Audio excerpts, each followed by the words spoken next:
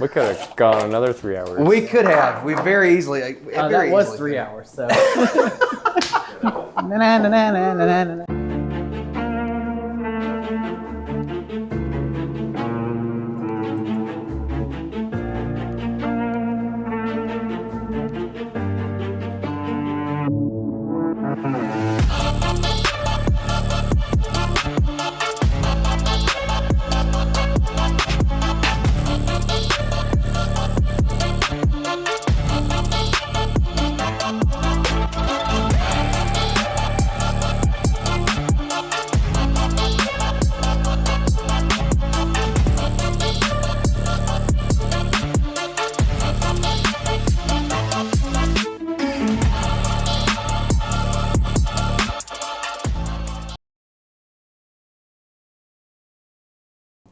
But anyway, guys, I don't want to keep y'all too long as y'all still we're cool. good. Yeah, if y'all need to leave. Here, pass this down to Cameron. He needs it. Yeah, you need to pour, dude.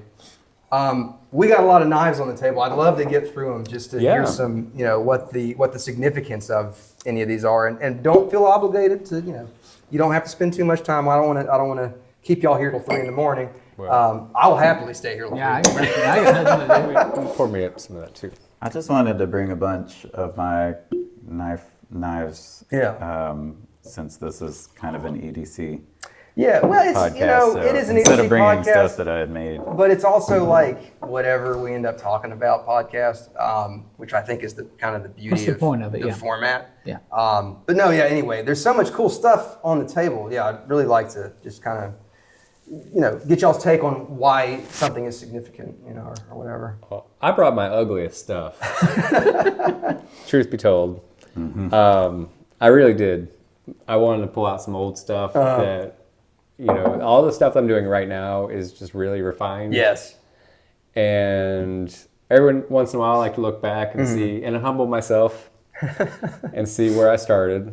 And so some of my first work, I started out just forging old files. And so I really didn't know what I was doing, but I was just hammering stuff. Yeah. Hammering out pokey stuff.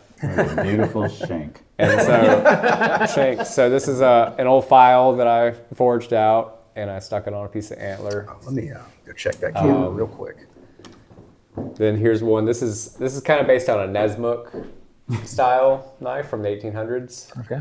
Which was like I'm a big fan of Nesmuk shapes. Yeah. And that's kind of, when you brought that knife out, I was kind of drawn to it. So Nesmuk was kind of an early pioneer from the 17 or 1800s. It's like a reverse kukri. Yeah, kind of. Yeah. Kind of. So yeah, it was used for digging and... You don't agree with that? Whatever. Cameron went, A reverse. I think it looks like a fish. You're not cutting the head off a cow. And I think, I forged this out of a farrier's rasp for good horseshoeing. Yeah. So one side of it has that rasp on it. It's that That's so cool. That fish scale to it. And I was playing with pins. I don't know. It's a real ugly knife, but something I like about it. Yeah. And then I started getting a little more refined. This is a little boot knife or something. Another one made out of a file. And then this was actually a file handle that came out of an old toolbox that I found. Oh, cool. And so it's like, well, I can stick a knife into that. More just making shanks. Nice. Did you make the sheath yourself? Yeah. Nice. Made the sheath. Cool. I'm going to show a couple of these off just there. There's something about this, though, that I really dig. Although my hand wants to creep up on right on the edge. Yeah. But still, though, man, like that's cool. And that's sweet. Walsh, have you ever thought about, kind of just hammering at something until you make it pokey? I don't get paid to think. And Was that the first one? This is the first Damascus knife that I made. Nice. This is Alabama Damascus, actually. I didn't forge it. Well, what is Alabama? It's a company out of Alabama that makes Damascus basically out of trash. Man, that's my home state. That just sums up my home state in one sentence. They kill it. Well, Tennessee's my home state now. Yeah. Alabama was the state I was born in. Yeah, well, don't buy any Alabama Damascus. I won't, trust me. You don't have to tell me twice. This is one of my favorite pocket knives that I've had for a long time. This is from North Africa, I'm told. This is a piece of warthog tusk. Now, is that like a kudu knife? Do you know? Honestly, I don't know the name of it. Okay, because I've heard like Cold Steel Like makes kudu a kudu, Okay. and it has that shape and the Okay. ring on Okay. it. You know what a kudu is, right? It's an animal, isn't it? It's like an ibex, right? It's an antelope, yeah. An antelope. Okay. An antelope with big swirly horns. Yeah. Did you you see- edited some photos. Oh, of it. okay. I was about to Looking ask. at you. I'm like sure you saw some over there. That's really cool. So I'm sorry, you said it. The Warthog tusk. Warthog tusk. Yeah. Okay. Yeah, when you pulled that out earlier, that was the first thing. I was like, oh, I got to see that. Yeah. I really love all the tooling on it, you know, on the stamping on the blade, Yeah. the stamping on the handle. It's just a really cool, like, obviously totally handmade Right. piece. That's You know, really it doesn't cool. shut or open extremely well. And how Like, did it's got more character than anything. how did you get a hold of this one again? I found that at an antique store. Oh man, that's awesome. And came from somebody's collection of stuff where they had obviously traveled around the world. Yeah. And just had a bunch of tchotchkes. Sure. Yeah. No, I dig it. Yeah. That's cool. Yeah, the most love exotic this. knife I have in my collection is my dad's old Pakistani steel Buck 110 ripoff. He got it in Alabama flea market. Nice. That one's it's a quality knife. Was that your first knife? Yes, it was. It actually was. Yeah, actually, I think it was. So, all right, the story on that one is we should do this. We should do first knife stories too. Again, if you guys are okay. Mhm. Oh, yeah. But the story on that one was when I was a kid in Alabama before we moved, I was in the kitchen going through just like the junk drawer, and I found these two knives sitting in the drawer, and I was probably like 6. And they were, and I didn't know what a Buck 110 was then, but they were Buck 110 patterns. And there was a large one and a small one. It was like a matching set. And I asked my dad, I'm like, oh, are these your knives? And he goes, oh, yeah. I don't know what those are doing there. And I was like, cool, can I have one? He was like, hell no. So I saw those first then, but I didn't like own them. Mm-hmm. My first actual knife, which I think a lot of people have the same answer, was the Cub Scout knife. Yeah, the popcorn knife. Yeah. The popcorn knife. And I lost it. Mm-hmm. And then it was a Victorinox, and I got it in a camo pattern. Yeah. You know, of course. And that was probably when I was like 12. Lost that one. And from then on, I found the old Buck 110 Pakistan knife, and I started carrying it. And I realized very quickly, like, this steel sucks. Like, this stuff is awful. It's like paper. Mm-hmm. And then my dad, this was like not long ago. This was like 10 years ago. He started really getting into like CRKTs and stuff. Mm-hmm. And then he was like, man, that old knife that you have, like, you should really get something new because that, and that's kind of what sent me down the rabbit hole. But not to interject, please continue. No. Well, speaking of first knives, this is my first knife right here, the old classic Victorinox. Absolutely. I got this when I was about 6 years old, and I still remember plain as day opening that blade up and looking at it and just running my finger right down it. God. And I didn't feel anything. And all of a sudden, I see the blood start coming out. I was like, wow.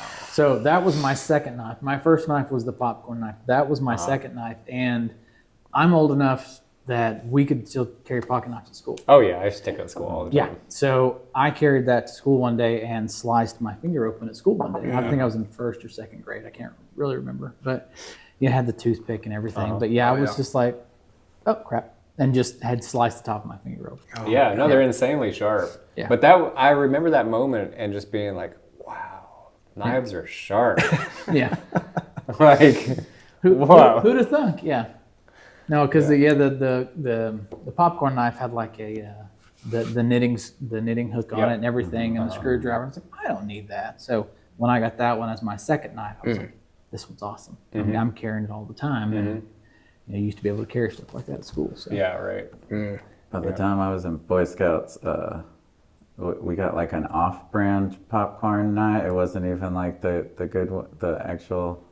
Weren't the good ones made by Victorinox? No, it was gourmet something. It was whatever it was Gourmet garbage. Trails. Gourmet Trails. Yeah. It wasn't Swiss Army. It was made in like Mexico or something. Okay. And, it wasn't. Yeah, my papa saw that when I got it, and that was my first knife, and he goes, "That's trash. Throw that away." And he didn't talk like that, and he gave me this little case. Oh, nice. And it's just like an old little case. I love those. They're so classy. I think this. Is it a peanut? Yeah. Oh man, that's cool. That's really cool. And it's I like the flat edge on that a lot. It's like a 1950s, I think Wow. they dated the Maker's Mark II, and it's just really simple and easy and has that like black. Is that, is it like just like black Resin. synthetic? Yeah. Probably Bakelite. Yeah. Bakelite or whatever, and it's just really. It's funny, you don't see Bakelite around much anymore, and it's cool. Well, it doesn't last. Well, it doesn't last, but it's as Except far when as it like does. vintage materials go, though. Yeah. Like on old diving, we're not going to go down this tangent, but old diving watches, they would have Bakelite rings, and these days, if you can find a watch with an intact Bakelite ring, they're always worth a lot of money. Yeah.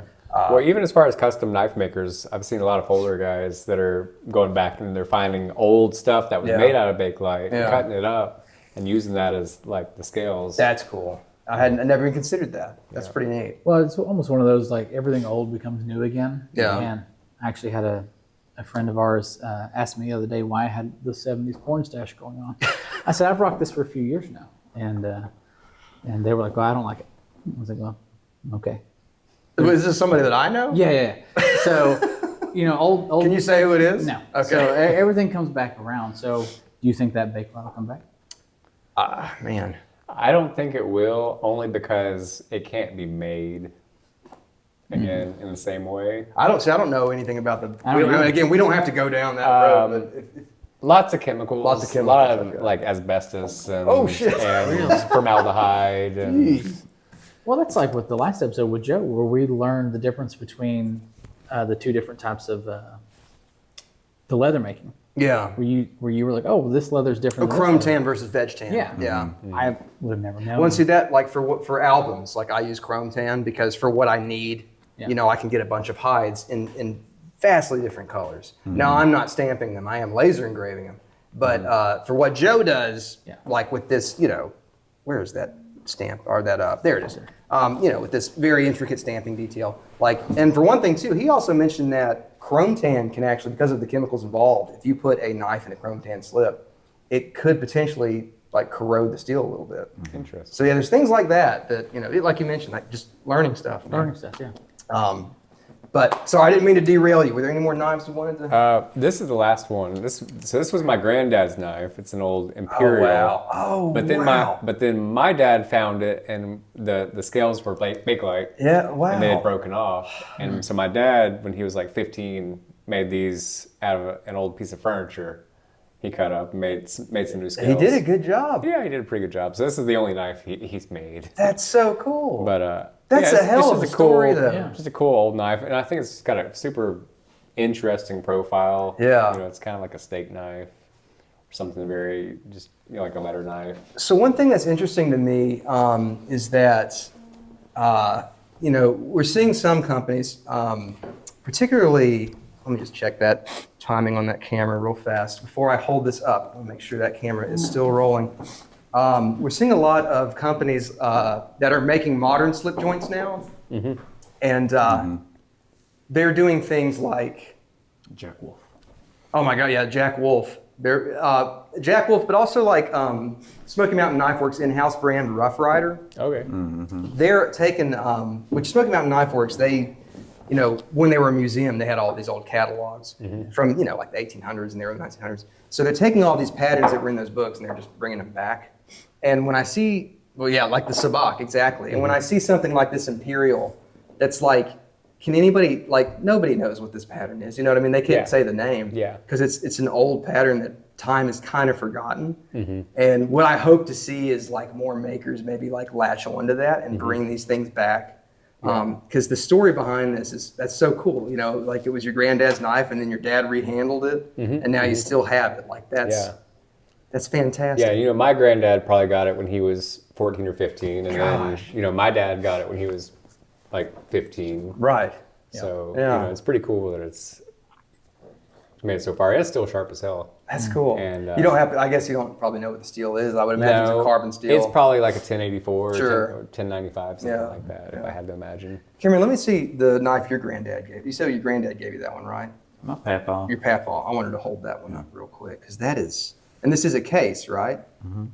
Man, that is an awesome. Got the mark on the inside. It's old enough where they don't put it They don't anywhere date on it. the outside. Oh, okay. But you can, you can look up the marks. The tank stamp. Nice. That's so cool. So One if of you the fun guys, things about Case is you like on their website they have where you can date it Right. within a few years by the stamp on it. so when you guys come down to the Blade Show, you'll see that Case has a whole like museum setup. Oh my God. It's like a mobile museum Yeah. where you can go through and you can look at all the Case knives ever Dude. produced. We're going. Yeah. We're going this year. I'm not booked. Like we're I'm going. not either. man. Actually, I think I told Annie, like, look, I'm not taking anything on that weekend. I'm just not going to do it this year. We gotta go. You Yeah. can see the difference, and you had a case too that's a Yeah, lot I got more this- modern. So yeah. it's like you can see this case is from I think the 70s, and Okay. it has a very different look to it. Right. In the tank stamp, they changed it specifically, and that's one Wow. of the collectability aspects about Case. Yeah. It's like it's so easy to be like, this is this old. Now, see, I'm actually a pretty big case fan, but all of the cases I have are modern. I don't have any vintage cases, which is unfortunate, but it's just kind of the way it's spun out for me. Like the oldest case I have, I think, is like, probably like 2000. Pawn shop. Yeah, They're well, just like it's funny. litter pawn shop. My next door neighbor owns a pawn shop, and I was out doing something with my son, and he came by and he was like, "Hey, man, I because he knows I'm into knives, probably because he sees me in my backyard filming stupid stuff." But he was like, he said, "Hey, man, I found this cool." He actually gave me this old case marble. It's really cool. It's like a marble with a case inscription on it. But I keep telling myself I got to go to his pawn shop and see like what he's got, because I'm sure he's got some cool stuff. But yeah, to what you were saying though, the difference between, and that's just like the 70s, obviously that's still vintage, and the difference between these two is pretty profound. And then, obviously when you put my 2019 up there, I mean, good grief. That's really cool though. Cameron, is there anything else that you brought along that you wanted to kind of highlight that you haven't already?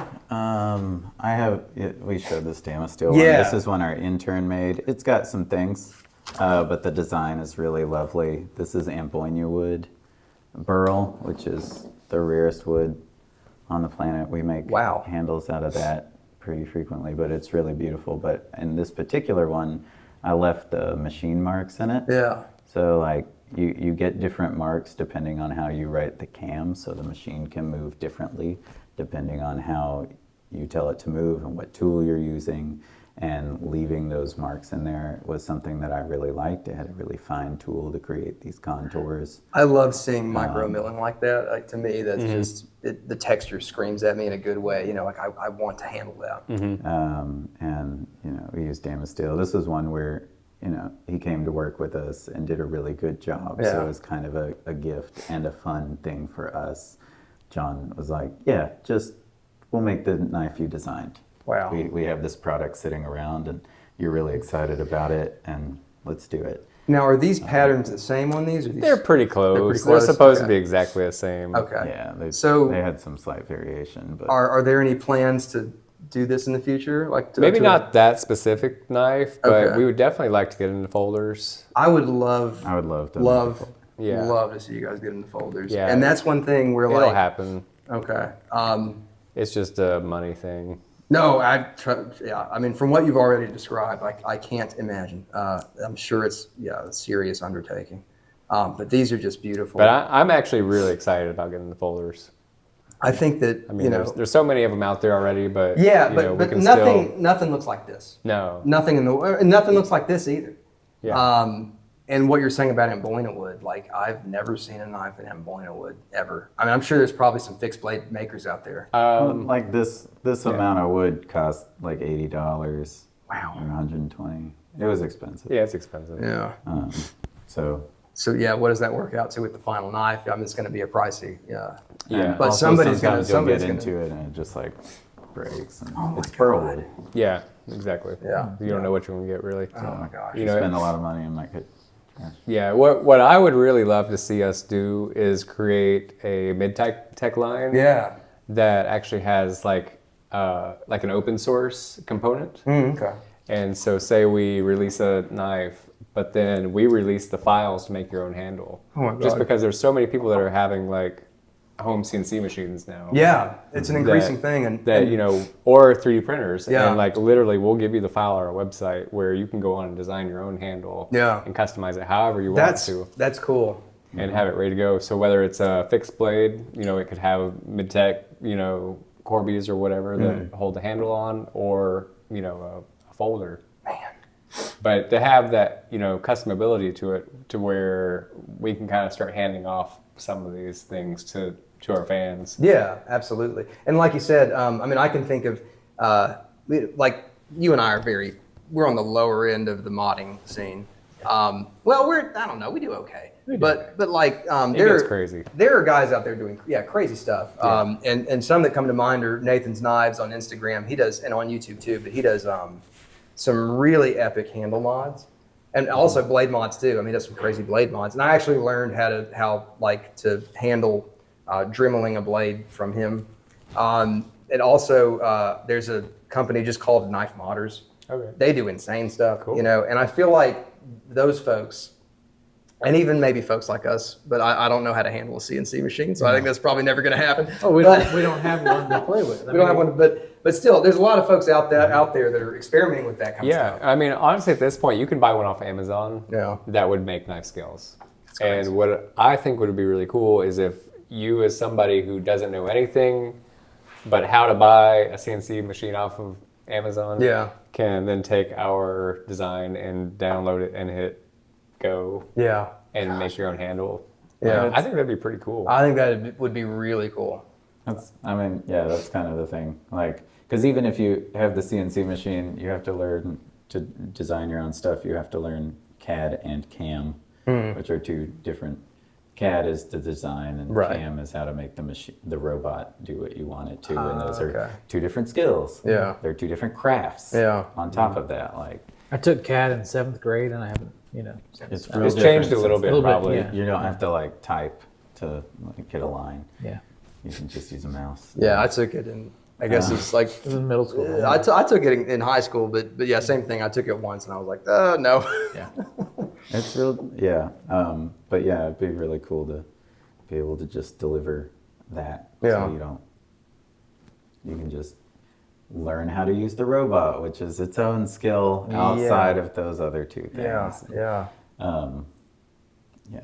We have talked a lot lately also about how like we owe a lot of what we do to open source. Yeah. The idea of open source. Right. And the idea of sharing ideas. I think, well, see, and to me, again, I don't want to keep coming back to YouTube, but it is a nice platform for that where YouTube mechanics. Yeah, absolutely. Yeah, and it's made me appreciate that. So like whenever I kind of figure out something new that I like that we've just done in the garage or whatever, like something stupid, like not stupid, but something simple, which to me though is still cool. Like the thing that I think of is like when we fucked around with it's fine. We're at hour like 2.5, so screw it. When we were fucking around with like the multi-layer acid etching, like your abyss wash. Yeah. So it's like, shit, throw that up, man. Maybe somebody like us wants to try it who has no skills, like And that's kind of the thing also is that we have realized how long it took us to get to this point. Yeah.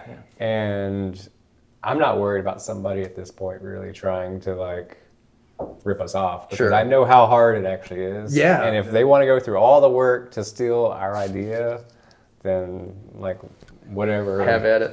It's also part of the game, right? Yeah, because we always have more ideas. Like this was our idea last year. It just took us a year to make. Yeah. In your all's last episode, you guys got on like people stealing other people's designs with Joe, and stuff for a little while, and it's just kind of like if you like people are gonna take your design, and maybe your design came from things that you saw and you accidentally took it or didn't mean to, or maybe you came to the same great idea together, just separately. Like at the same time, like it's called the zeitgeist. Like it's how pyramids all over the planet. Like pyramid though. You have a pyramid thing, right? Because I remember You made me a cutting.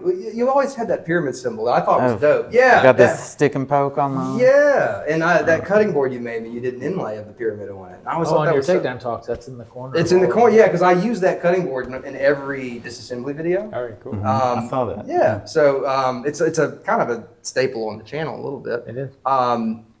This is a total tangent now, but so do you have what's the pyramid thing? I took a drawing class in art school, and I was a house painter, and so I never used tape, and I could paint a straight line, and I was just drawing random shapes and things, and I realized I couldn't draw a straight line, and I was like, I can paint a straight line. Why can't I draw a straight line with a damn pencil? And so I just kind of developed the shape and simple. It's like an open side, simple hashing on one side, and then a solid fill, and it creates a lot of dimensionality. So I just like how it looked. And then I drew I think 700 of them, and tried to make them the same exact size. And I had the same exact piece of paper, and I just did it over and over and over and over and over again until I could draw straight lines. Holy crap! And so as an individual piece, it was kind of like whatever. And then, but then as a multiples, it really had its own presence, which is, and then you could dive into like the history of pyramids. Sure. How they multiplied all over the planet at the kind of the same time by people who were possibly not in contact with each other. Right. Although possibly they also were. Right. We have assumptions about ancient cultures that are really incorrect, but. I'd love to talk about Graham Hancock if you want. We can go down that rabbit hole. But so I thought that was really interesting. Yeah. And then I did a bunch of mold making where I did like these small pyramids, and like I would just I made them out of plaster, and I could make a bunch real fast. I remember leave them in random places. at the Burwell house. You had one you were working on. It was a giant fucking thing. Oh yeah, that one had lasers when you cranked it. So I figured out nuts, man. how to do a hand. It was on the front porch, and it was like suspended there, if I recall. It was self-standing. Oh, it was had all self-standing, these okay. holes, and so the lasers were. I put a bunch of mirrors inside of it, but I could only afford one good laser, so I had to use all this like broken mirror pieces and like glue them to things so that they shot out Swiss cheese holes on the sides. And it had a hand crank out of like old bicycle parts on the side. So if you cranked it, then the motor would turn and power the lasers, and they'd shoot out the sides. And it was just, it was weird. So this is the origin of the little pyramid you guys see in the disassembly videos. There it is. And now pretty much the only thing I use it for is every time I write a letter, I pop it in. Nice. So Cool. It's like a calling card, but I don't use it as like a maker's mark or anything. Okay. Because somebody else has an almost identical Are you maker's serious? mark. Shit. Who I've never talked to. Damn it. And I'm like, he didn't fucking steal it from me. It or just maybe happened. he did. Like, whatever.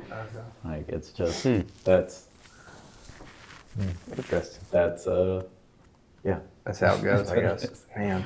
Well, anything else on the table y'all want to point out before I... There's some other weird things. Yeah. This my uncle gave me. Kalashnikov. I used the crap out of this. Holy and yeah, you beat the abused. heck out of that thing. Don't get a knife if you're not going to use it. That's It's right. my theory. I got this wee Culex. This is probably the most money I've ever spent on a knife. And I really despite love making that. very expensive knives. I also really dig that you've been repeating the kite motif on your blades, particularly on that Culex or Culex or whatever. It looks really good on that one. I think. Yeah, it looks nice on there. Yeah, it's the combination of the shape of that knife and that pattern. I think it's really pretty. There's me, my wife, and my two sons. So Oh, that's beautiful. When I had my one son, I just had 3 kites on there, but recently I added another. That's beautiful. Our little flock. This one's really nice. It's a Civivi front flipper. I think it's just called the flipper. There's a one with a tag. Front flipper. It's got a really simple name, but I really like this like pen knife style. It fits in a pocket well. Yeah. Like I tend to like smaller knives because I use them at work and just all the time. And something big and clunky just doesn't suit what I do. Let me ask you a quick hot take. So front flippers, you're a fan or no overall? It took me a long time to get used to the front flipper Yeah. because like sometimes I would like drop it trying to get used to that. Yeah. Because you just hold it so differently. Yeah. I like it now, and this was the only thing I carried for like months, and then when I went back to another flipper, you know, this one's fun because it's a button Right. and a stud and the what is that called, The flipper tab. flipper tab. Yeah. That one's nice, but I actually, it took me a minute to get used to the other ones because once I got used to front flipping, I was like, this is less satisfying. So I like now that there are ones with flipper tabs and the front flip. Yeah. Like somebody understands fidgeting. I was gonna say that's kind of what I was getting to because They get every it. front flipper knife I have, thank God, has another opening method. Because the front flipper, I enjoyed it for about a week, and then I'm like, It's too much for me. yeah, I think I'm done. I'm the same way. I had one where I tried to flip it and it just like flipped out of my hand. Yeah. And I was Yeah. like, well, nope, not gonna do that again. I kept doing it. I was just like, I can get this. I'm just going to hold it over here. This one I think is really interesting. A friend got me this one in Switzerland. Oh, nice. It's the current, this is what they give people in the Swiss Army now. Oh, that's an actual Swiss Army. Yeah. Very cool. Yeah. The craziest thing, the main reason I brought this one is it's really weird. You can deploy it right-handed, but unless you do some yoga, you can't close it right-handed. It is a left-handed Liner lock? liner lock. Oh my lord. Which I've never seen, but apparently Switzerland has. It's still not a huge percentage, but they have the largest percentage of left-handed people in the world.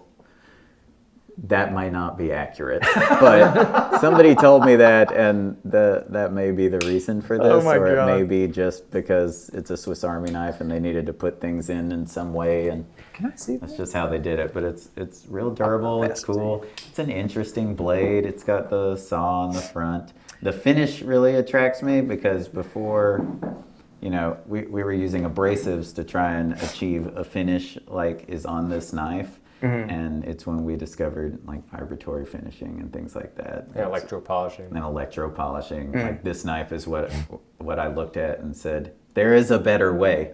I know it's there. I just have to ask the right question. Oh but my those, gosh. those are those unks. Like, So it's funny. I'm just real quick. So my wife and I got engaged in Switzerland, and while I was there, I got my dad a similar Victorinox. It was just this one blade though. Didn't have all of the extras, which is funny because you know Victorinox's calling card is multiple blade options and multiple tool options. But same thing. It had the left hand liner lock, which very odd. which is fine if you use two hands, but and you know it's not a perfect circle because Spyderco would figure out some way to see them. But there's a little oval, and you've got that in there. Yeah. It's, Almost like a bird. Yeah, it is very. It's very. it's a weird shape. It is a weird it's not shape, like yeah. my favorite thing in the world. I don't usually like BYRD serrated bird. edges on a knife, just as a preference. So somebody gave it to you as a gift. You said that's a good gift though. Like knowing that it's kind of standard issue for the Swiss Army. Yeah. That's pretty cool. No, I'm fascinated. Keep talking. Well, And that's pretty much it. Yeah, I This wanna ask guy, you about Blue. okay, this one was one of my favorites. So I went to Blade Show, and somebody handed me a kitchen knife, which I thought was real funny. They had no idea that I made kitchen knives, and they handed me a kitchen knife. Trying to sell you on it. No, they asked for criticism because they were trying to develop a product, and they had some other things for sale, and they're like, this is the kitchen knife we're trying to do. Can you tell us what you like and don't like about it? And I was like, okay. And I just dove into it. I ripped every part of it a new one. Like it had this weird angular handle, and the shape of the blade was wrong, and they were using like a cheaper steel, but charging a higher price. Was it like a tire material or something for the handle? handle? The material? It was like a weird like rubber floor mat. Oh my like God. cheap Material. 3D printed. I don't Was remember it what it supposed was. to be like ergonomic or something? Supposed to be, but Kind it was of, all but also- angular, It was also really angular in a Weird, way like that faceted. Yeah. In a bad way. yeah, but not in a comfortable way. And yeah, it was just bad. And I enjoyed tearing him up. And he just went. How did he take it? Yeah. He said, "Okay, well, thanks for your feedback. We took notes on that, and here's for your feedback. We'll give you this little knife." I'm like, "Thanks. This is great. It's a little, way better little than plastic kitchen frame knife. lock. Like probably cardboard steel. I don't know. But it's got a little clip on it. Yeah. And Matches you the can- blade. you can open it one-handed when you figure out how to hold it with its tiny little finger. You know, and it's got this giant thing hold. right in the middle of the cutting path. Thumb disc way up. Yeah, it's really awesome. In exactly all the ways that kitchen knife was. Let me show this thing off a little bit. Kind of looks like a jelly bean. Plastic. Yeah, it's. Well, hang on a minute. Gosh, sorry about It's like that. injection So- molded plastic. But when you open it, okay, so it has like a steel. It has a steel interface. Okay, Yeah. It's got a liner put into the frame lock. gotcha. Very odd. To make it open and close. Okay, that's something. You want to see it? No. I guess I love like novelty weird knives like that. As trashy as they are, like it's really cool to see that people spend the time to manufacture something that nobody wanted, nobody asked for. Also, if you're selling these things for like $4 a piece, you sell a crap ton of them. Sure. And it's worth it to somebody to make these, and people keep making them. So, Yeah, like, I guess it kind of makes you wonder about the margins on something like that. They're you know? insane, I'm Yeah, sure. They have to. I mean, be. this is a 5-cent knife, Yeah, you would think. and I'm not. That's probably not exaggerating. Yeah. Like, Yeah, I'm sure it's just some pattern that's stored away in like a Chinese, factory, and they just crank them out. probably not hardened steel. Well, yeah, hey, thanks y'all for going through everything we got on the table, because I know this was a big load of knives, but I loved hearing about each one. So I guess before we wrap up, we're into the new year now. I kind of wanted to ask y'all personally, anything that you're, personal or, kind of manufacturing related, anything y'all have in the pipeline that you're excited about, going into the new year, or, anything that's, personal development wise or anything like that. Sure. So we're getting ready to launch our builder, our Right. custom builder. So I'm really excited to see that happen. Yeah. We've been working for like 2 years on that. Really like a solid, all of last year was pretty much completely devoted to this. So finally getting to drop that. That's gonna be Yes. cool. I'm really looking forward to doing Blade Show. Yes. I've been going to Blade Show for like 8 years, never tabled or anything. So this will be the first year as a vendor. Yeah, this first year showing. That's fantastic. And then I'm really excited about having an outdoor production line this Yeah. year. So that's Yeah. going to be a new thing as well. Nice. That's pretty much the year for me. And business and personal is all one thing. So Right. Yeah. No, I understand that for sure. how about you, Cameron? We're starting to do some tutorials and online things. Yeah, So we get to have a little bit of fun with that, like that stuff where we can go back to the custom world where we're Nice. still like the bespoke world while we're still cranking out these guys.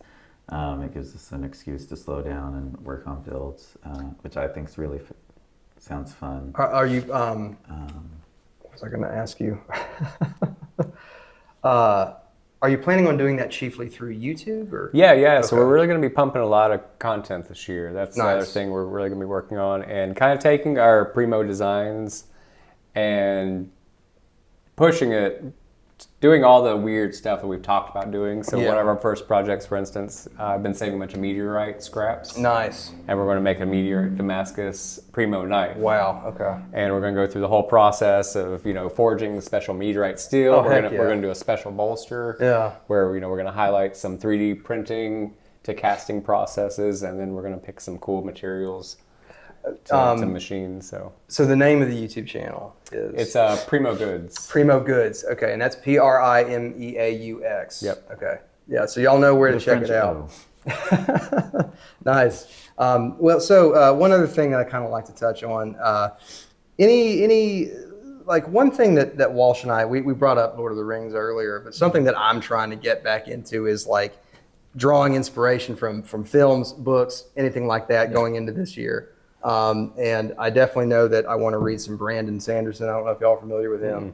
Kind of high fantasy stuff, but just incredible. Well, you know Brandon Sanderson for sure. Yeah. So anything like that on the radar that y'all want to kind of, I guess, in your free time, anything you're delving into? I've been really into this artist, Geiger. Oh, I know. Yeah, H.R. Geiger. Yeah, H.R. Geiger. Yeah. And really trying to think about how I can like kind of incorporate more of that weird mechanical stuff. Biomechanical stuff. So that for me, that's one of his art's really been leaning I to. can't look at too much of his art for too long, because then I feel like I'm slipping into the abyss a little bit. I want to land somewhere between like Geiger and Dali. Oh, okay. Salvador Dali, Yeah. you know, Nice. with very flowy, Yeah. weird lines. Yeah. But Some of Dali's like more, I don't know the right way to put it. It was still surrealist, but it was a little more close to being realistic. It was like a portrayal of the crucifixion of Christ. Oh yeah. That particular, I love that painting. But anyway, that's a different tangent. Cameron, what about you, man? I am reading. I've made my way through all of the Terry Pratchett books. Oh, heck I'm currently yeah. reading just the last two, and they get a little sad because like, those are the ones where he was like dictating. Oh gosh, yeah. And then I've started writing about them because he's an interesting cynic, and the way he uses comedy doesn't mean it's not extremely thoughtful. Yeah. And Terry Pratchett's just one of my favorite. You know, writers. you let me borrow Equal Rights, and I remember It's an earlier one. you texted me and you go, "Hey, do you have my copy of Equal Rights?" At the time, I couldn't find it. I'm like, no, I don't think I have it. Well, we moved, and it turned up I found it. Sweet. Yeah, I still have it. So whenever you want that back, let me know. But I've been planning on rereading it. So if you don't mind me borrowing it a little bit longer.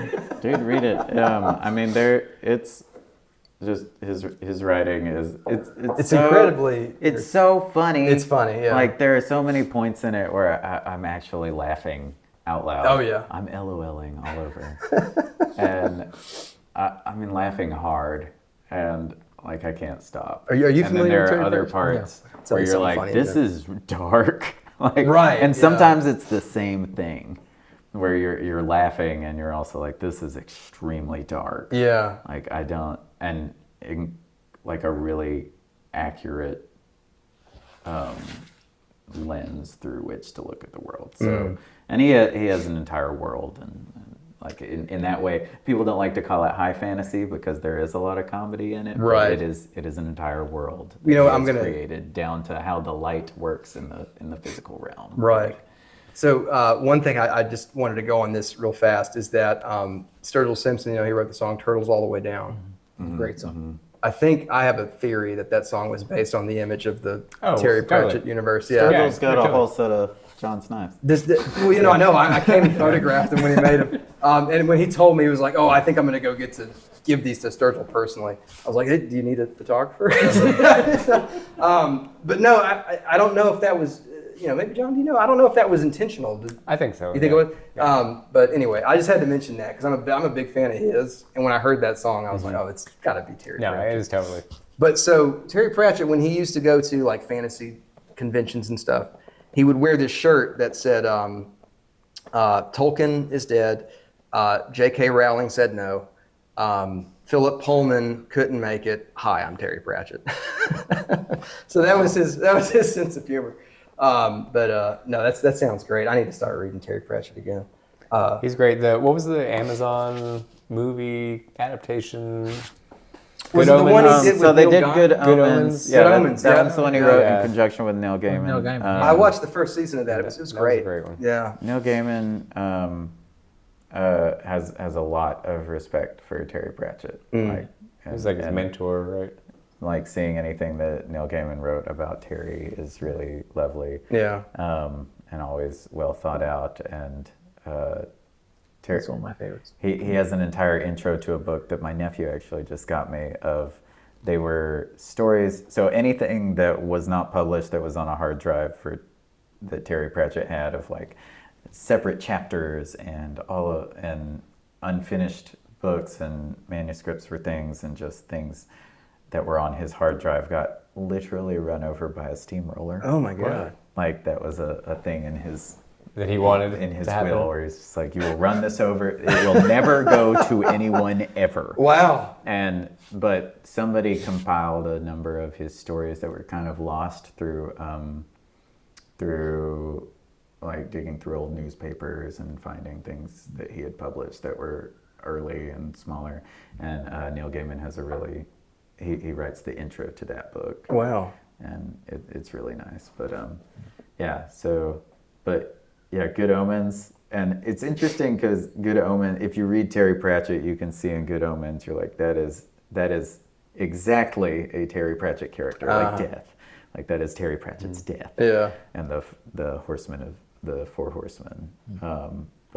And just the sense of humor and the way parts of it move, like you can tell, like that is Terry Pratchett.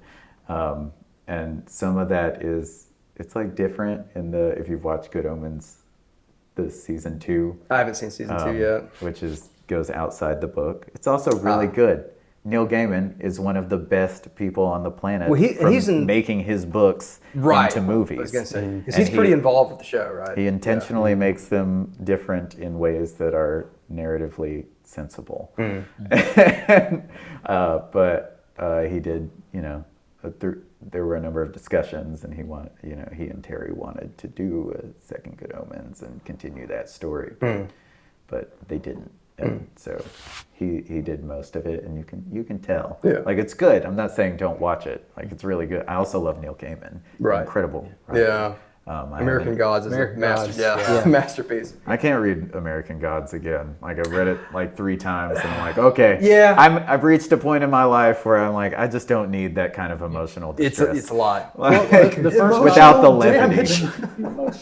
The first copy I had was the abridged version, and then they were like, hey, there's another version that has like 15,000 more words, and I was like, what? And so I ended up going back and buying that one, and I was like, why was this let down? Yeah, so if you haven't read the unabridged version, you should. I mean, my wife and I, almost all of our every. Y'all have an excellent library. Every time I go to y'all's house, I seriously, y'all may not notice because I don't stay all the time, but every time I go over there, I just look at the books for like a while. Even while we're talking, I'll kind of like look up every now and then and just be like, damn, like some good stuff in here. I think they multiply, like they reproduce. Like I need more shelves. Yeah. Probably in the book we have a little letterpress that tells you it's our book. Just by the way. Nice. So it's on the first pages. I'm just glad I know where it is now, so I feel less guilty. But yeah, I've got them all on a shelf, and it's missing. The Equal Rights is still missing? Rights. I didn't know you. I haven't bought another copy. Okay, well, I need to get that back to you. Oh my God, guilt trip. Yeah, guilt-free, no pressure. You better return that book. Oh yeah. There's a great one that's it's an entire graphic novel about the heroes. He has these heroes who are characters who are ancient. They are very old and still just hardened assholes, like from a world past, who are saving damsels and shit. Even though damsels are like, hey, I don't need to be saved, asshole. It's just it's really fascinating. Yeah, that's sorry, that was No, short story long. No, appreciate you. I plan on so I read them in chronological order of publication. Yeah. And is there like a narrative order? There is a narrative order so he has different main character stories. There's the witches and the watch, and there are some one-offs, but there are like and Rincewind. So there are these character storylines, and I'm probably gonna go back and read them. Like story sets because it's one of those. Most of his books can be one-offs if you read them, but except as they get later, it's good to have the backstory. But like they're just they're just filled with Easter eggs Yeah. throughout the whole thing. Yeah. I think for me, like what takes up that space, and I know we got to wrap, but what takes up that space, I'll say really quick. I'm a big fan of the Dune series, which is just that's one of those train rides where you got to decide where you're going to get off. And for me, it's I've got one more book to read. And then Spice for life. Spice. How far down that rabbit hole have you gone? Oh, I can't. I don't have the patience. It's a big ask. But I've read the first 3. Actually, no, I need to read 2 more. So I need to read 4 and 5. I'm not going down any more than that. But anyway. So one thing before we close, question. Walsh has a question. We'll put in the car horn there. Walsh has a question that he always likes to ask our guests. Yeah. Did you give them a precursor? Did you let them know this was I coming? should have, and I did not. Oh, I like a man. good sprung question. Yeah. So this was kind of sprung on me. I guess it was first Facebook piece. or Instagram. I don't remember what it was. And it was actually on my memories or whatever. Yeah. Like 4 or 5 years ago, last week or something, was if you could have a 3-way conversation, you being one of them and 2 other people, with anyone, any point in history, who would it be? Now I'm gonna have to add a caveat because Joe knocked it out of the park. Yeah, Joe killed it on his answer. Non-familial, can't be a family member. Okay. Smart. Any 2 other people that you could be a part of a 3-way conversation with. And for me, and somebody already made fun of me for this, was I'm a big fan of history. The older I get, the more history-minded that I become. And you didn't ask me, but some of the books that I read are... I'm sorry, I didn't. I'm sorry. Oh, man. Are wolf zoology and biology, but also Native American history. I love to go back and read about Native American cultures, what they experienced, what it was like, especially when the colonial people were coming in and taking over. What, kind of from their point of view, was their side of history. I love the history aspect. But one of the kind of the founding fathers, the forefathers, our first president, George Washington, I would love to be in a conversation with him as the person that kind of fought for what it is to live the American dream versus someone that is him, but 250 years later. Bill Goldberg. Now, if you know who Bill Goldberg is? You know who Bill Goldberg is? No. He's most famous for being a wrestler. WWE, WCW. Yeah. The Goldberg. Yeah, the Goldberg. Yeah. His first name was William. The Goldberg. Bill Goldberg, yes. He was just a big dude, loud personality, but he was a college football player, a professional football player, went into professional wrestling, and now has Goldberg's Garage, where he restores old American muscle cars, has a YouTube channel about it, and lives on a big ranch in Texas. And so for me, like, he's living the American dream.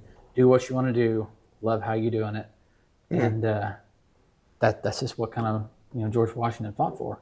And he was pretty much the only president that didn't. Let me explain. Let me explain. Because in his farewell address, because I've got his farewell address at home, he was the only president ever elected that didn't want to be president. He didn't want it. He's like, I don't want to be the sole responsible person. We got away from the tyranny. We got away from the king. There shouldn't be one person that is ultimately in charge of saying, this is it. And he said, everyone needs the right to, he didn't say this, but life, liberty, and pursuit of happiness. Everyone needs their version of the American dream, whether it's making photo albums, making knives, or making fun of me for my decision. Everyone has the right to live the way they want to live, how they want to live it. As long as they have money. What's that? As long as they have money. As long as they have money. So, for me, I was like, I would love to see, because Washington was a giant amongst men. And I said this last time, the average male height was like 5'5", 5'6", back in 1780. 140 pounds, because nobody was eating anything other than potatoes and corn. Washington was like 6'2", 230. He was a giant. So, size comparison, they'd be the same guy, and they're both fighting for that dream, living that dream. I would just sit here and go, discuss. What do you think about motorized vehicles? I would love to be a fly on that wall to see, like, this is what you created in your, I want people to want to live the best life they can from start to finish. So that was my pick of a forefather and the guy that I think is like kind of living that dream. So along those lines, two people that I would like to have a conversation with. One would be Marcus Aurelius. Ooh, good answer. One of the first kings of Rome. Good answer. He was The Stoic. The Stoic. He was an orphan that was basically brought into this family and raised to be the most powerful person in the world. And he didn't want it. And he battled with that every day. It was like, man, I didn't want to be this guy, but here I am. And everybody hates me. And yet, I have to keep on. And so I really love the Stoics. I love Seneca. But Marcus Aurelius, historically had a really interesting place in history. And along those same lines is somebody like George Carlin. Okay. Oh, wow. Yeah. Who also was like very much about the American dream, but like an ultimate cynic. Yeah. He's like, this is all bullshit. Yeah. And I would love to hear those guys both talk about how life is just bullshit from two different perspectives. Like nothing really changes. Yeah. Basically, is the gist that I would on the get, spot. but- What a great answer, Seriously, that was fantastic. Carlin. Man, Carlin and Marcus Aurelius. That's a great lineup. That's fantastic. Well, before Cameron does his, I'll just explain mine super fast because everybody already knows it. Obviously, like having an English degree, writing is extremely important to me. And I'm actually going to modify my answer just a little bit. But William Faulkner was my favorite author originally just because as somebody from the South, I've always appreciated his kind of worldview of being from the South.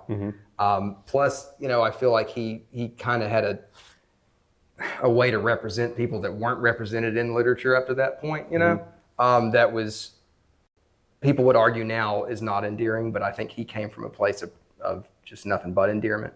Anyway, his writing style was just incredible. And on the flip side of that, you're familiar with Iron and Wine, the musician. I've always felt like his lyrical style, It's like a Sam Beam, Yeah. is heavily influenced by like maybe Cormac McCarthy, maybe William Faulkner. Some of the lyrics he comes up with just are absolutely crazy. And there's this weird contrast of like the song Flightless Bird. yeah. It's a beautiful song. Like you really have to read into what he's saying. The lyrics are nuts. Yeah. That was actually one of my wife's first dance Right. at our wedding. And Yeah. people were like, you could see people like, what is this song? Yeah. Because there's lines in there about I was a fat house cat, and then but yeah, he writes like another song is Sodom, South Georgia. Sodom, South Georgia. That's the title of the song. It is a beautiful, gorgeous kind of almost make you weep kind of a song. But he has this weird sort of contrast of like very strange lyrics with very beautiful, heartfelt melodies. So anyway, yeah, I would love to see the dynamic between the two of them. And I kind of waffle on William Faulkner or Cormac McCarthy being in that position. Because Cormac McCarthy is probably my second favorite author. But anyway. I feel like Cormac is so anti-poetic. Yes, he's very terse. he is very poetic, but also he's like against it. It's at the same poetry time, in sparse, kind of relief. So I wonder like if he would think that Sam is just full of shit. Probably would. And He just was like, a real. Why are you romanticizing this? You probably have, but that could be an interesting conversation to witness. Yeah. I think you have a fair point there because he was a no nonsense fella. But I feel like Faulkner was pretty no nonsense too, but he had that like Southern like Well, Lord, Absalom. thing. Yeah. That book is, I think it's like 4 sentences, and yet it's like 350 something pages. So I mean, Absalom was one of the most difficult books I've ever read, and it was You just don't know where a paragraph starts. And no, ends. and you just have to go for the ride. Yeah. You can't stop and be like, oh, I have to stop and make sense. No, you're there for the ride. Yeah, and that's definitely. I'm a huge Cormac fan, and I haven't read as much Faulkner just because of that kind of like confusingness that I'm not ready to like go all in with. But like Cormac stuff just grabs me. I know, I get it. And then when I was in college, I liked Faulkner a lot more, and I think that's because I was in college. Yeah, and it's more Heady. Sure. And then you get out and it's like, okay, let's get back to reality here. And that's when I began to really appreciate Cormac. And I still love his work. But anyway, that was kind of my answer. So Cameron, we're on to you, Now man. wait, I know I typically edit these. Yeah. And you're editing this one? Yes. During this process and this section, Yes. you got to zoom in on camera. I know he's been thinking. I know I've been noticing that. So we'll have a very slow Ken Burns on the camera. So some of the things that fascinate me the most are like disparaging life views based on how people are brought up and just like the realities that different people can possess in life, and just how Like opposing realities. yeah, like a conversation with like Henry Ford and Anne Frank, like just Henry Ford versus. I talked about this. Yeah. Like, how long of a conversation would they have to be able to relate on any level? Sure. Yeah. And just like not even taking place in that, but like sitting there. So I talked about this on the last I one. think- Hitler had a picture of one American in his office. Yep. Who do you think it was? I thought it was It's Henry Ford. something going through my head. It was like, what would like Hitler and Yeah. He's like, I like the assembly Bruce line. Wayne think like in a conversation, like what would that be like? Yeah. Like mythical people it's just like a conversation between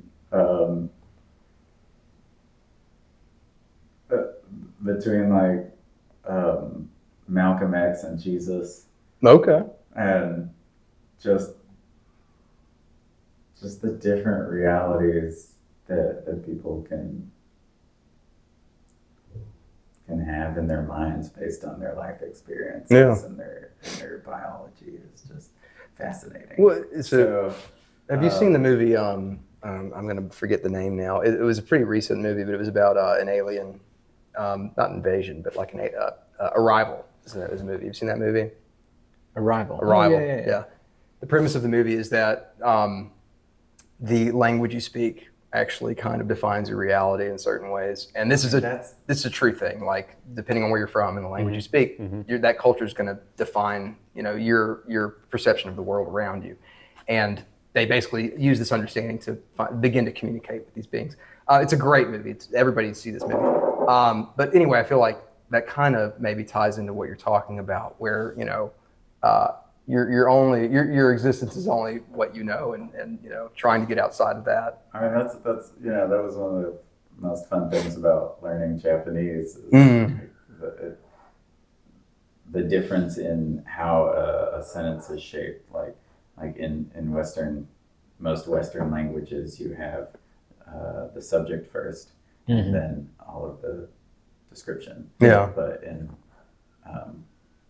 at least Japanese, you have the description of the scene and then the subject in a lot of ways. So like you get the context and then the subject, Right. as opposed to everything is about me. Yeah.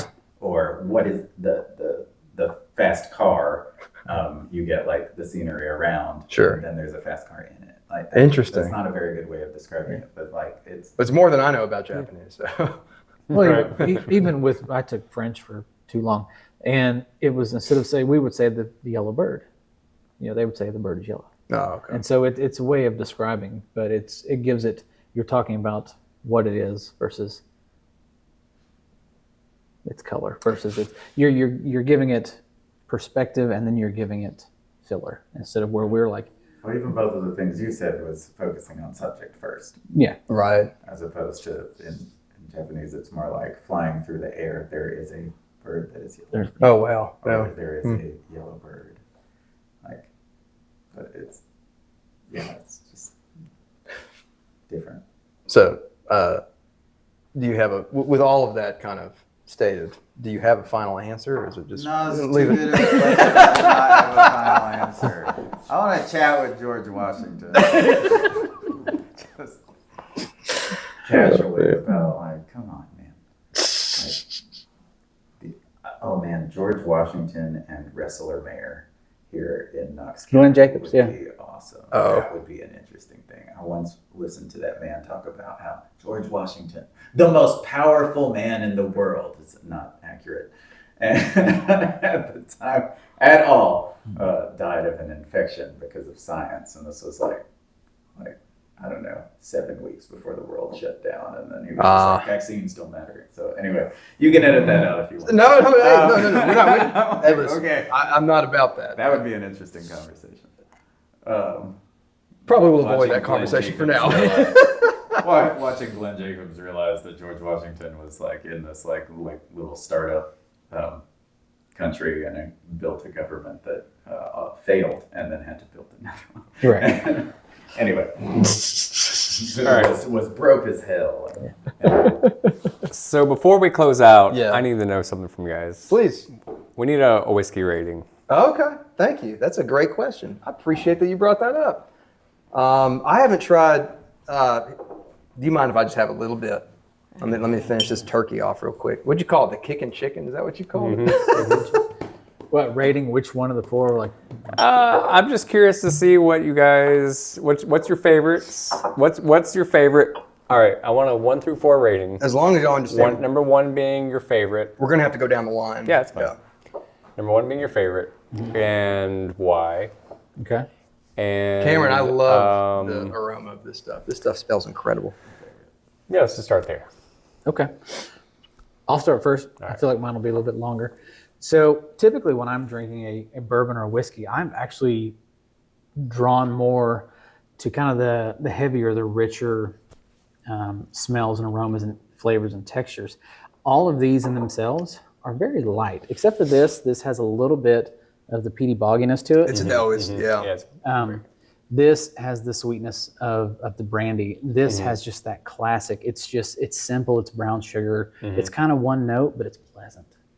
That is a 3-year-old rye, and I was watching you while you drank it, and you did it with your face, but you didn't say it out Did I loud. make the rye face? Yeah. Well, so that restoration has something interesting. When I first took the first sip, in the smell of it, I was like, it's very ethanol forward because it's very young. And when I took the first sip, I was like, oh, that's not very. And there was like a pause, and then it hit the back of my throat, and I was like, oh damn.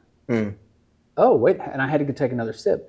It has a very minty eucalyptus finish, like most ryes do, and so it was very surprising for just a 3-year, very young rye. It was actually nice. It was very pleasant. So when I was meeting with the rep that sold me on it, he didn't say anything. He's like, I just want you to try it. He's like, I'm not going to tell you anything. I'm not going to tell you notes. He's like, I just want you to try it and give me your actual reaction to it. And I did in front of him. I took a step. I was like, oh. And he goes, that's the O. He's like, that's what we like. He's like, about this specific blend, it's its own thing. We don't have that with any other Castle and Keys. He's like, so this is why it's become a popular seller. And because it's kind of new, and these, well, not this one, I haven't had this one before. These are in my mind, they're in my catalog of, I know I like these, I know they're good. Yeah. Because that's new, and it's just got this kind of fresh, and I keep going back to eucalyptus, but it's a definitely. It's a minty spice that hits on the back end. Yeah. It's nice and light. It's refreshing. I'm gonna have to go 1 on the Castle and Key for now. Maybe after a month or two of really finishing that bottle down, I would give it I might give a lower rating. I might not. But out of the 4 that's sitting here, I'm gonna give it to Castle and Key. Second, it's gonna be the 101. Third, the blackened, and if I'm gonna have a Scotch, I want it to be a little bit more Scotchy. There was just a hint of the bog water, of the bog, and with the campfire that I like so much, there's more smoke than the peat, and I like that smoke a little bit more than the peat. So the campfire hits a little bit better for me than that. So 1, 2, 3, 4. Okay. I need to marinate a little bit more. So can one of you guys take it? Yeah. So I'm with you on this one, that it doesn't quite hit the Scotch mark for me, but it still has a lot of Scotch notes in it. And if I'm going to drink a Scotch, I want like the full thing, especially with the smokiness. Yeah. So I feel like this tastes like It tastes like 90% whiskey and like 10% scotch. Not my favorite. So I'd say that'd be my number 4. I'd say my number 3 would probably actually be this one. Simply, I like a good rye, and I just like a straight ahead rye, and I didn't get enough of that like straightforward rye. I liked it in the back end, like you said. It does have that freshness, but it didn't. It's the ethanol forward. Yeah, it's too ethanol forward. Yeah. It just kind of tastes like homemade, in my experience. So that'd I be think my if they number let 3. it get older, it'll get more of a body to it, and it'll be a little bit more rounded. But yeah, no. When I first started, I was like, ooh. Yeah, it's the finish though. It's the finish. Yeah. And then I think my number 2 would be the kickin' chicken. Yeah. I haven't had that in a while, and I forgot how much of that brown sugar sweetness there is to it. You know, it has that. It's just like a very sweet. And I think my number 1 would actually be the blackened. Really? Wow, I did not. I should have brought the high west. It just has. It's just very smooth and Yeah. easy, and it didn't actually. To me, the wild turkey tasted sweeter than the blackened. I just thought it was really nice and smooth. And that was my favorite. Nice. So I have to respond to Cameron's face. The best whiskey is the whiskey you like to drink the way you like to drink it. Yeah. Well, Cameron, I think is actually going to be I'm not saying anybody. after I talk. I think he's going to be kind of. Still good? Yeah, we're still good. So, because like I said, there's people that dog on campfire all the time, and I'm like, hey, I like it. It's my favorite type of whiskey, the way I like to drink it, and so people can dog on all the time. And I'm like, I don't care. Yeah, no, I'm with you. And I honestly, I haven't really been drinking much over the past few months, and so it feels good to like have a fresh palate. You know, I don't know when the last whiskey drink I had was, probably November, October. So, Slacker. yeah, you know, it's nice to like kind of reawaken those flavors and tastes and like. And it's four totally different takes. No, Yeah, totally. and that's why I really wanted to know what everybody's. I was pretty pleased with were. the lineup we wound up with because they're just so different. Yeah. Which I guess. Now let Cameron go. I got to think a little bit longer. Oh, that's good because I haven't really thought much about Well, I'm ready. I can go ahead and I can take it. Y'all, I don't want to think. Like that's not how I drink. Okay. I don't want to deep dive into like the flavor notes and all the shit. Like I just don't care. I like that one the most. Wait, I this don't one? know why. I didn't try the campfire, so that's not a totally. I didn't bring campfire. This is the blackened. The blackened. I'm sorry. This one just was very ethanol forward, and I didn't get that secondary flavor. For me, I was just like, okay, there's something else there, but my initial response is like, that's not what I want when I'm drinking. The kickin' chicken, like that has a history. Like I love it. Yeah, I will drink it happily. And I will drink it again. Yeah. I will. Wow. So wait, what was the? I'm sorry. Assessment. So the number though. So this was one. I'm gonna go with 1, 2, 3, and 4. I didn't try. Right. So Okay. What do you want to have a quick sip? I could take just a quick sip. But yeah, I don't. And while you're sipping, history and has you a. can think I'm unrefined in it or whatever, but No. I have a lot of bourbons at home. Is that enough? You want more? Oh no, this is perfect. Okay. No, I used to make fun of people that do what I do now. Yeah, there is a lot of caramel in this. Yeah, it definitely flavor notes. This just smells like a caramel candy. Yeah. I think that's a good way to. It does, but to me, it didn't. It has more of That is the. really good. It smells sweet, but it doesn't taste as sweet. Yeah. I don't like the it doesn't. It's not as sweet as I expected. Right. It's a good way to put it. That's why I didn't like the finish on this one. I think is because it was ethanol and then sweet, and I'm like, that's just not. I don't like sweet, and I don't like sweet wines. I don't like sweet. But you don't feel the wild turkey sweet? I don't think the wild turkey is too sweet. I think it has a bite at the beginning that I enjoy. Yeah. But again, there is a lot of like the nostalgia of drinking high octane. Yeah. It's 12:03, right on time. There's some nostalgia in drinking high octane, less expensive bourbon because you could get it and it was cheap and it could go a long way. Hey, nostalgia goes a long way because I like Coors. No, we're still talking about the kickin' chicken here, right? Yes. I don't, I don't view that though really as a high octane kind of, I don't know. Maybe my perception is flawed, but I mean, most things are dumbed down to like 80 proof. Oh, that's 106. That's true. That's a I know fair this point. This is a lot higher. Yeah, that's 106, and then we've got some that are like 130. Yeah, right. So, the barrel proofs, yeah. I got a barrel proof one from a local distillery, and I threw it away. It had nothing. It had nothing. We had people who are bourbon connoisseurs who are just like, "Oh my god!" That's why I wanted you to bring it though. I wanted to have that experience of being like, "It "What was the fuck awful." is this?" We talked about that earlier. He was like, I think we threw it away. We have bad moonshine that tastes better than that stuff. You know what though? I would have felt. We won't name them, but I would have felt bad shitting on a local group. And it was their first run. Yeah. It was what they like. We put in money so that as It was like Kickstarter. they used it as their own local. It wouldn't have been Kickstarter. right.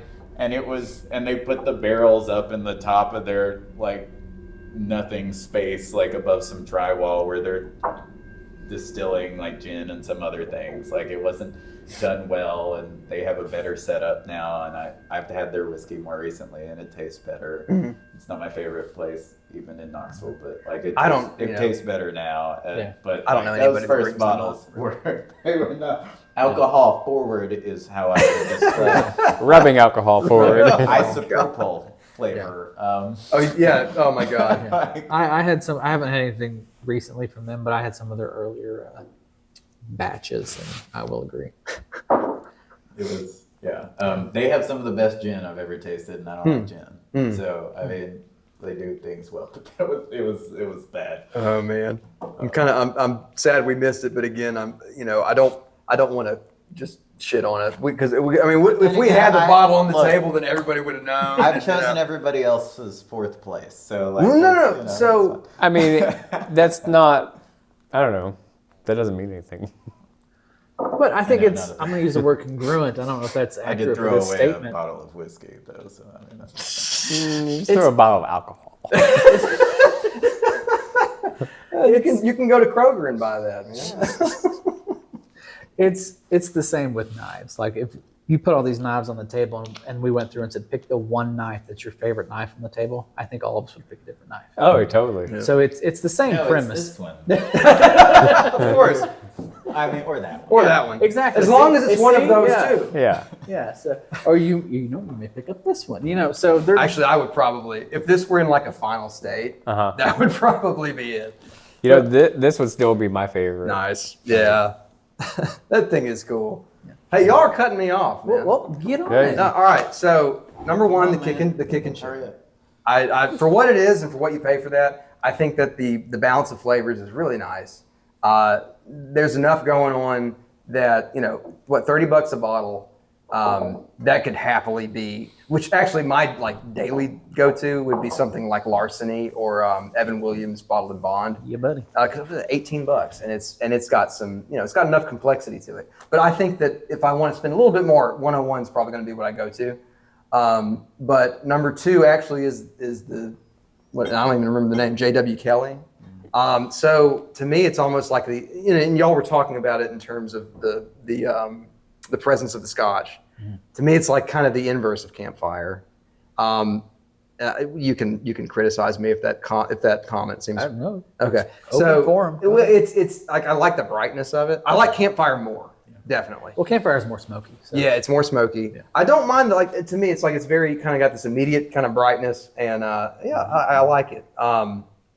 Number three is actually going to be the Blackened, which I'm not going to be able to elaborate on why I like Blackened very well, any better than y'all have. I think it's just it's a nice experience.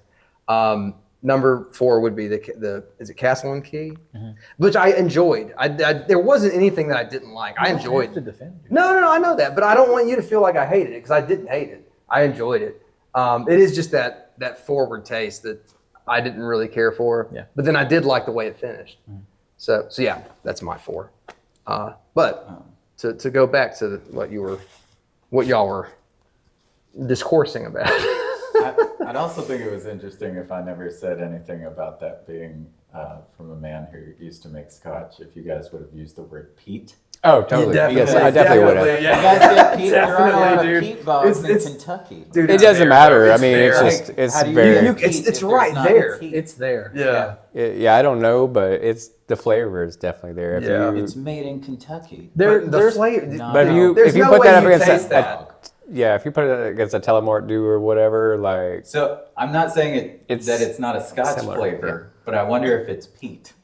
Does that make sense? You know Like, what? I don't drink Is that a enough flavor Scotch you to- associate with a peat bog because it's Scotch? I only know because Yeah. I had a friend that was really into Scotch, and he forced me to drink more than I ever wanted to. But is what I'm saying, does that make sense? Where it's just like, Yes. is it the flavor of peat or is it the flavor of how the Scotch is made that you Yes, associate it's with peat? it is Because there aren't a lot of peat bogs No, in you're right. Kentucky. Well, I guess it's You're right. It's that flavor. It is the peaty flavor from Yeah. Scotch. Well, that's why I brought it typically, up is because Scotch has two flavors, kind of. yeah, it hit You get a real immediately. smoky Scotch. See, now I Or don't you know can get a enough very peaty about. Like, Scotch. I know the flavor of is it Scotch, but I don't know enough about the That's subtleties of That's- Scotch. have now. Yeah. We got two different. Which I didn't have conversations. before. Yeah. But now I do. That's the only way that it's described. Yeah. So I don't think anybody knows. But yeah, that's the part where I'm like, no, like nobody puts peat in a bottle. But nobody also, but like along those same lines with whiskey even and bourbon, like nobody like oak. Whiskey Right, doesn't yeah, taste oak. like oak. That's one of Like, those ones that's. You know, we've worked with a lot of oak, and I've never flavor?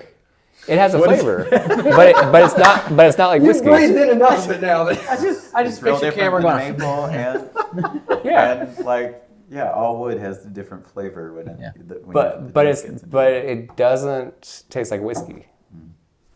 Yeah. So I so don't then, know. what though do we throw out oak and peat as useful terms, or what do we do? But yeah, we still use oaky as when you like, say a flavor. peaty, that's what I think Anyway, of. that's Yeah. just what I just thought that was really interesting. It's too peaty. And like, I enjoyed it. There's not a lot I of thought it peat. was. I thought it was nice. I said it was a little bit of peat. I didn't say it was too peat. I said there was It's a little just bit. enough so that you notice it. You notice it, yeah. Yeah. Yeah. And that's why I mentioned it because I was like, it's there. Yeah, So it still tastes like a very light Scotch. yeah.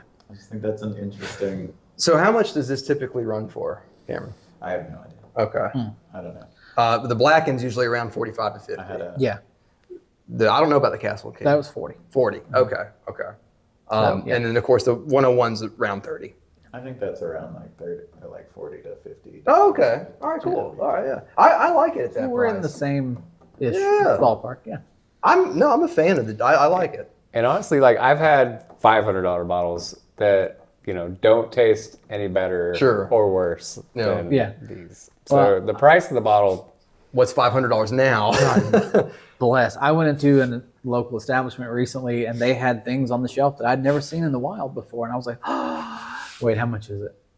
And they were like, oh, this one's $700. And I audibly Well, laughed. I was telling Cameron because he mentioned he had some Blantons, and I said, "Oh wow, you actually have some." And he was like, "No, yeah, somebody gifted I was it to you." gifted some Blantons for building them a table. Right, and I was It's telling. like, oh, I didn't realize this was a rare thing. Somebody just handed me a bottle one day. And Here's now. it's Well, got- I was telling. Well, I was it's got telling the bee you. on it. So. Yeah, I was telling you that he went into the vault over here, and they had Blantons for Yeah, 300. 300. Yeah. Now you can go to Buffalo Trace, and every 4 days, it's actually every 3 days, they have a different base model. We'll say out on the shelf, I got a balance. and it's Yeah. Getting costs. $60. It's $60, but you try to buy it here, it's $300. Whoa, we got to just say farewell before Yeah. you leave. Yeah, we're gonna wrap. Let's go ahead and wrap. We should Okay. probably go ahead and wrap. All right. Guys, we've been going for a long time, so this will be obviously 2 episodes, but maybe 3. But we had a blast. Thank y'all so much. hey, man, thank you. This has been fun. Been great. So I hope it won't be too much longer. Maybe we can do this again. Anytime. Because this was a blast. I really enjoyed this. Dude, didn't even touch on a lot of stuff. I know. Well, because it's funny because I thought like, oh, we should, we're going to hit all this in less than 90 minutes. But anyway, guys, where can folks who are watching, where's the best place to find y'all? Primeaux.us. That's PRIMEAUX.US. And we're at Primeaux.goods on Instagram. Okay. And you can find me at Phillips.Forged on Instagram. And Cameron, are you on Instagram? I have a kite flight design if you want to see stuff I used to make. And some knives that I've done as personal, like one-offs. But this is, if you want to see a lot of my work, it's on Primeaux. Nice. Okay. Awesome. One quick question before we close. What was it like meeting Doug Mercado? It's cool. He told me it will kill. It will cut. When I did the show, he had kidney stones. Oh, shit. And he was playing it off real cool. Like, nobody knew, but he was in a lot of pain. Wow. And so swinging those blades around. Yeah. So he would just go like swinging blades and then be like, all right, guys, I got to go. Well, no, and he went back to his trailer. Because your competitor, his blade was massive. Yeah. I can't imagine swinging that thing around with kidney stones. Damn. Yeah, he was not happy about that. Wow. Now, you had the bullet shot, right? Yes. How many takes did that take? One take. One take. I was curious. No, it was awesome. Like, they spent like 3 hours setting up that one shot. Wow. Yeah.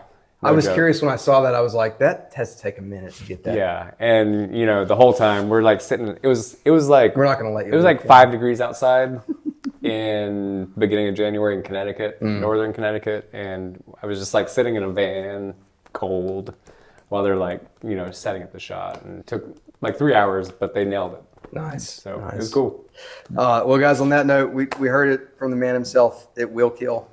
So, guys, please check out Primeaux. But again, thanks so much to our guest today, John. Man, appreciate it. It was a blast. Absolutely. Cameron, dude, buddy, thank you so much. I know it's late, man. Thank you for hanging in. That's totally fine. Yeah. Hopefully, we'll do this again soon, guys. But this will at least be good for 2 episodes. At least 2, yeah. Cool. All right, guys. We'll see y'all next time. Until then, I've been Enzo. This is Walsh, and you've been watching Knox Knife Mods. So see y'all soon. See ya.